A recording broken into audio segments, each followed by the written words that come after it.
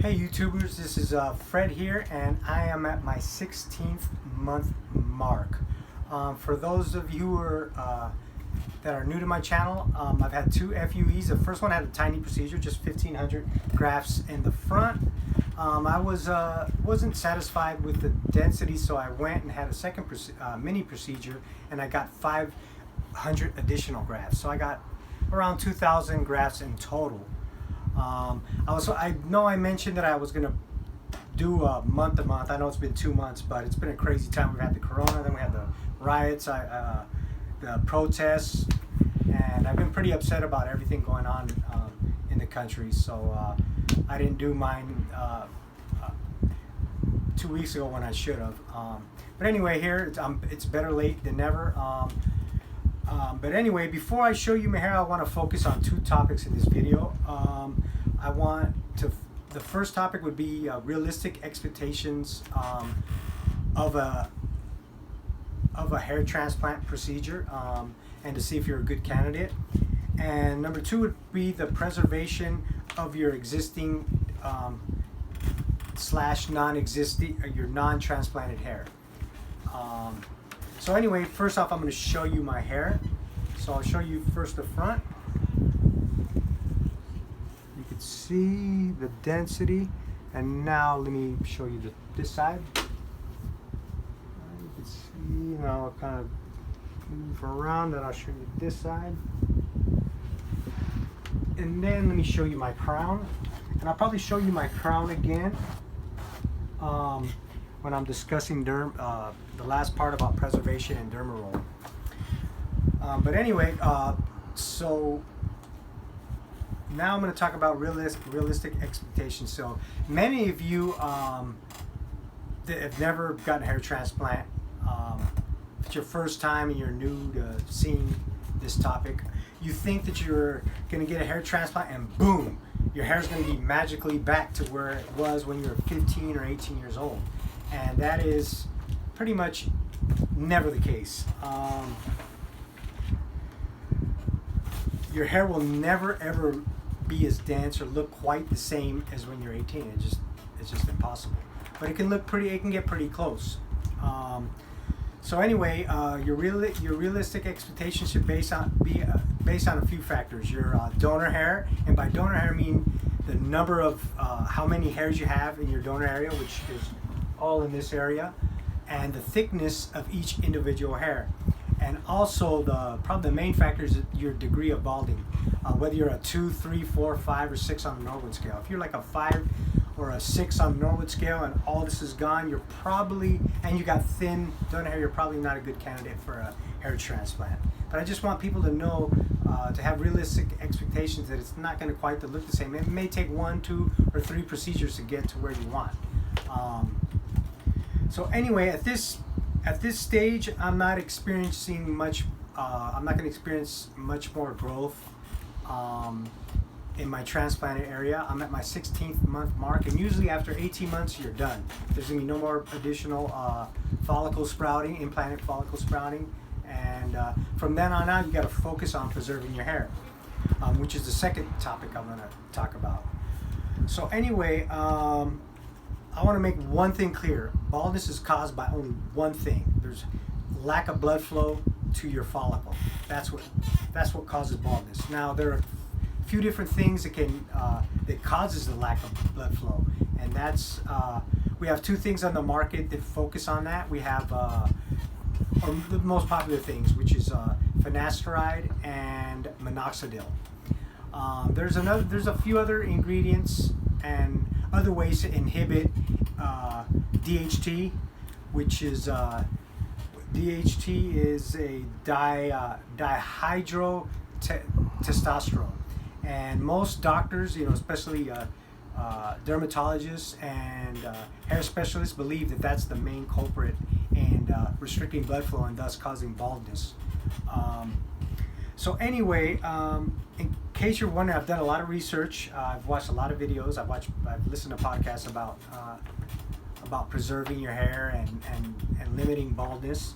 And recently, I came across this really good podcast. It's called the podcast I listen to on a regular basis. It's called Mind Valley, and Mind Valley is podcasts on personal growth. He talks about how to become successful, how to manage your finances, how to become a better boyfriend, a better parent.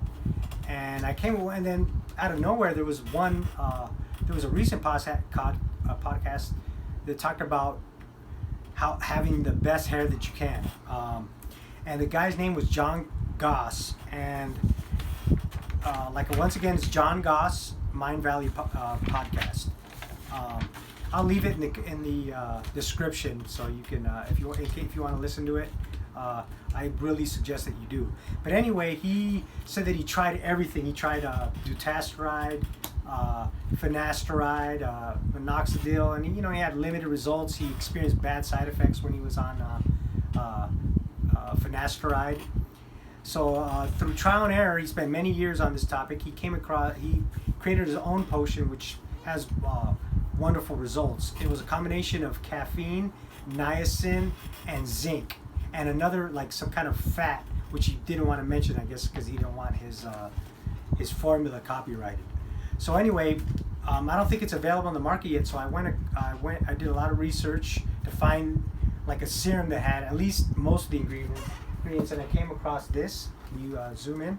This is Purador, and anyway, this thing has 16 plus ingredients that inhibit DHT and thus preventing the restriction of blood flow to the follicle.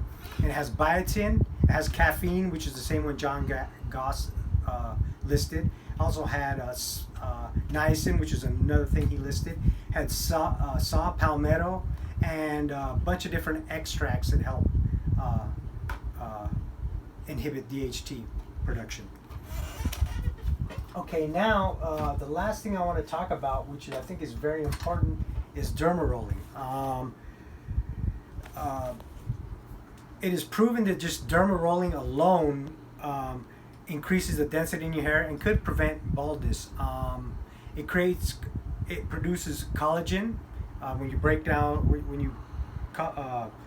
you roll and you cause a bunch of little microscopic tears in the skin. That's what stimulates collagen production and thus helping. It also helps in restricting blood flow to the follicle. Now, when you use this in conjunction with minoxidil, which I still use, and this serum, it creates this synergistic effect. And for those of you who don't know what what synergy means, I'll read the definition. Synergy is basically the total effect to be greater than the sum of the individual effects of each drug. So basically, if you use two different drugs, 1 plus 1, it could have the effect of 3 to 4 to 5 different drugs. So basically, 1 plus 1 is greater than 2. But anyway, one thing about the Dermaroller, it comes in a variety of sizes from 0.2 millimeter all the way up to 3. I use a 1.5 millimeter, and usually with this length, it's longer than a half, which is also commonly used. And with 1.5, you only have to use it once a week. And then once I use this microneedle throughout my scalp, I use the natural solution 2 days in a row. And I stop using minoxidil because you don't want to get minoxidil in your bloodstream, and it can increase the chances of getting more side effects or the actual side effects that are common in minoxidil use. So anyways, if you guys think that I should do a detailed video, please let me know in the comments about my routine and how I use this, because I think this is really important, guys. If you want to preserve what you have, because like I mentioned earlier, you're not gonna just have one hair transplant and boom, your hair problem is going to be magically solved. It takes work, and you have to be diligent and consistent. So anyway, there's one thing. If you want to look at I saw a pretty cool video by Hairliciously, who's another really popular YouTuber that talks about hair preservation. He shares his hair transplant journey. But anyway, he has this one video in particular that talks about the top 10 before and after uses of derma rolling. But anyway, I'd like to conclude this video by giving a shout out to HMR, Hair Medical Restoration, and the Cortez brothers for doing a magnificent job on my hair. And I'd like to give a shout out to Moises Amaya, Andy Millington, Tío Juan Carlos, R. Wicks, and Kevin Moore. So now there's 5 other YouTubers you can look at and, like I said, identify with, and see, you know. And oh yeah, one last thing too before now that I give the shout out to all the guys. And like I said, once again, it was Moises Amaya, Andy Millington, Tío Juan Carlos, R. Wicks, who's a newer YouTuber. All these guys went to HMR, and the last one is Kevin Moore. Anyway, I'd like to put some water in my hair so I can show you what it looks like when it's wet.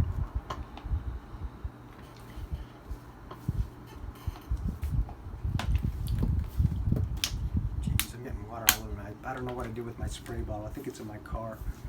But anyway, let me show you now that my hair is wet. You zoom in.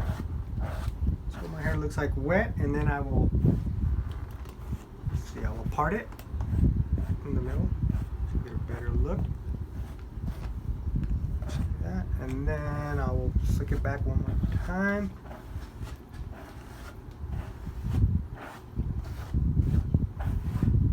Okay, now anyway, that's about it. So if you like this video and you're new, please subscribe and give it a like. And until then, until my next video, I'll see you guys later.